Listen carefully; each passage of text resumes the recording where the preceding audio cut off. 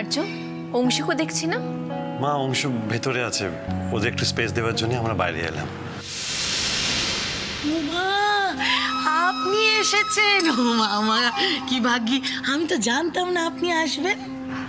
Sorry, না জানিয়ে চলে এলাম, কিন্তু যে খবরটা নিয়ে এসেছি সেটা শুনে আপনাদের সকলের খুব ভালো লাগবে, আপনি তো খুব খুশি হবেন। তাই নাকি? একটু মা, ওনাকে ভেতরে নিয়ে যাই? নিশ্চয়ই নিশ্চয়ই। আদিক্ষেতা করে কিরকম কাছে যাওয়ার চেষ্টা করছে দেখো। চলুন না, বাইরে দাঁড়িয়ে রইলেন কেন? আসুন আসুন আসুন আসুন। আসুন।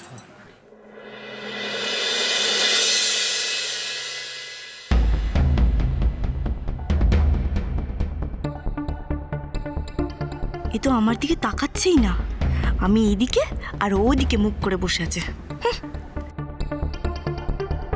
এই যে কিছু বলুন, তখন থেকে চাল কুমড়োর মতন বসে থাকলে চলবে? ডাকবো? ধুর, না থাক, বসে থাক ওরম করে। বাড়িতে আছে এক এই ন্যাকা চারু, আর ইনি হলেন ন্যাকা দেবদাস। সব ন্যাকা আমার কপালেই জোটে। দেখেছো, এখনো তাকাচ্ছে না। আমাকে কি পছন্দ হয়নি ওনার? আচ্ছা, আপনার কি আমাকে পছন্দ হয়নি? মানে আসলে আসুন আসুন আসুন। ওই তো মা এসে গেছে। আমার ছোট মেয়ে চুমকি। আরে থাক থাক, সুখী হও, ভারী মিষ্টি মেয়ে। নমস্কার, আমি ভানু ঘোষ, এই চারু চুমকির বাবা। নমস্কার দাদা, আমি মল্লিকা। আমি সব শুনেছি। আপনি আপনি বসুন। হ্যাঁ বসুন বসুন, আসুন আসুন। বাবারা তোমরা বসো। বস, চলো।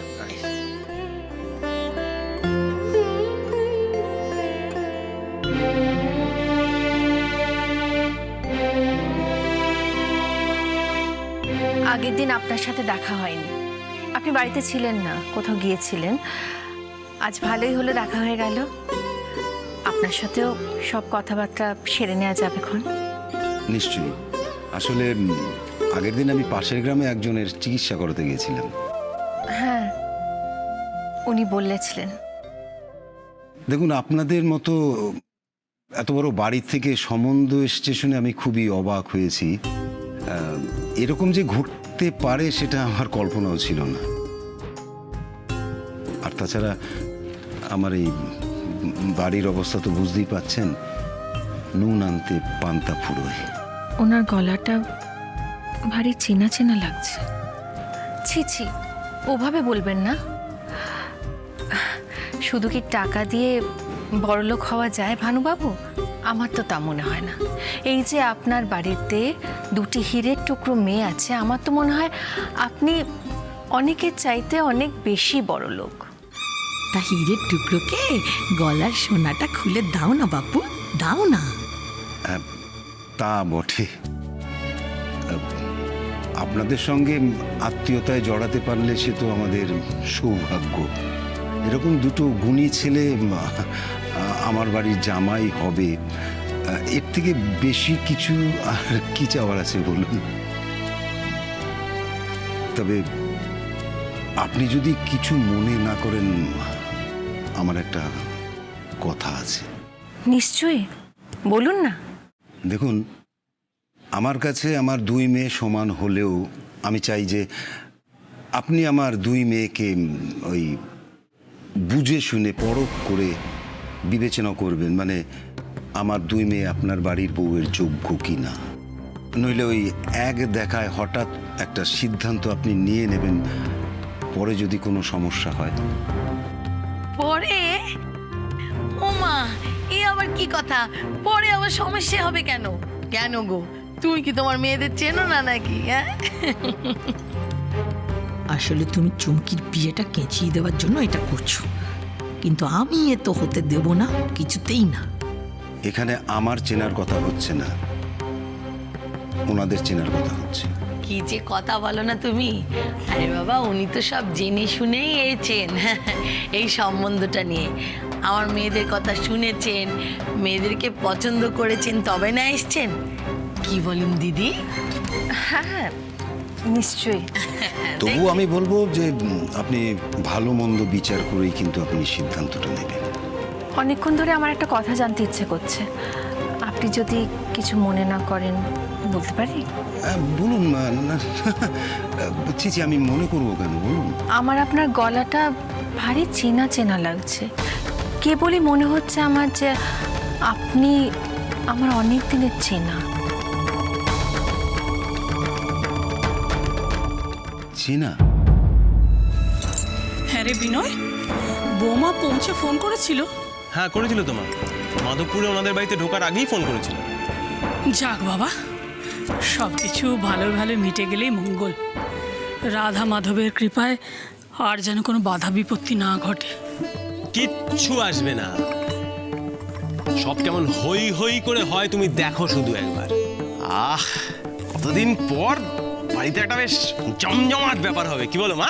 হ্যাঁ, একেবারে জোড়া বিয়ে। বৌদির কিন্তু কোনো জবাব নেই, ছেলেদের ব্যাপারে কোনো কিছুতে কোনো ত্রুটি রাখে না।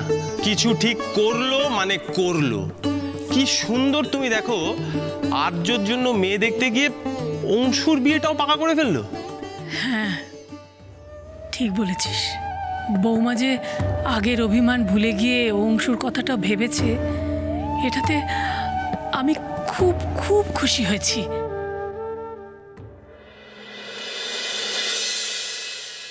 বাবার গলা ওনার চেনা চেনা লাগছে কেন? আমারও যে আপনাকে চেনা চেনা লাগছিল না তা নয়, ওই কেমন যেন মনে হচ্ছিল যে কোথাও কোথাও আপনার সঙ্গে আমার দেখা হয়েছে।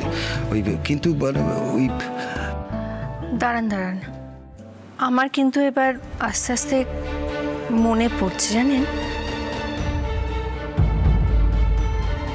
আমি যদি খুব ভুল না হই তাহলে আপনি ডেফিনেটলি সেই কবিরাজ মশাই যার কথা আমি ভাবছি।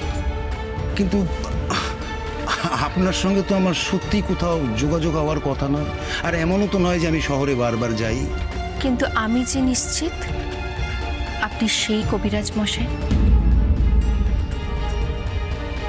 সেই রাতের কথা হয়তো আপনি ভুলে গেছেন, কিন্তু আমি ভুলিনি। আমার পরিষ্কার মনে আছে সব কিছু। কোন রাতের কথা? কোন রাতের কথা গো? কি হয়েছিল গো সেই রাতে?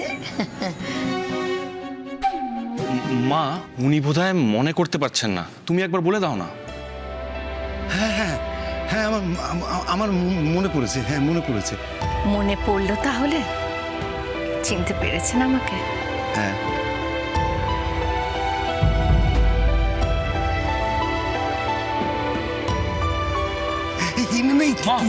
কি করছেন? কি করছেন? কি হলো?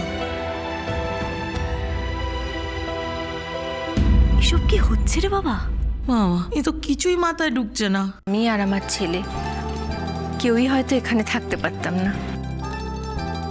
কেন মা, সেদিন কি ঘটেছিল? তুমি তখন আমার পেটে আছো। আমি বাপের বাড়িতে গিয়েছিলাম হলদিয়ায় কিছুদিনের জন্য।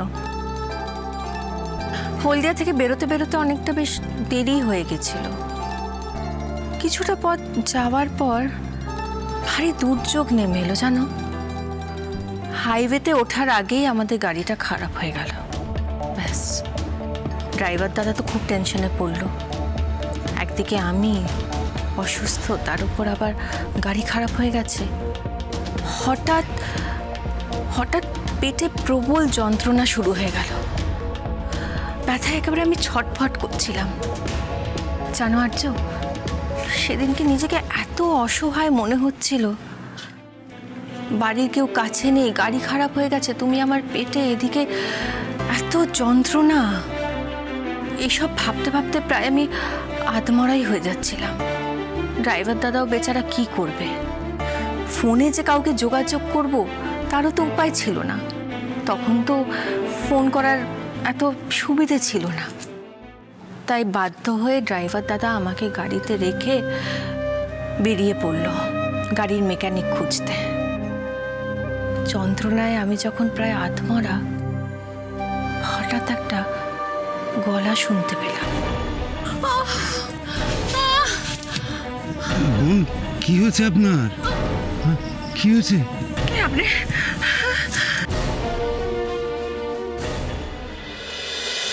ঝিঝিরে বাতি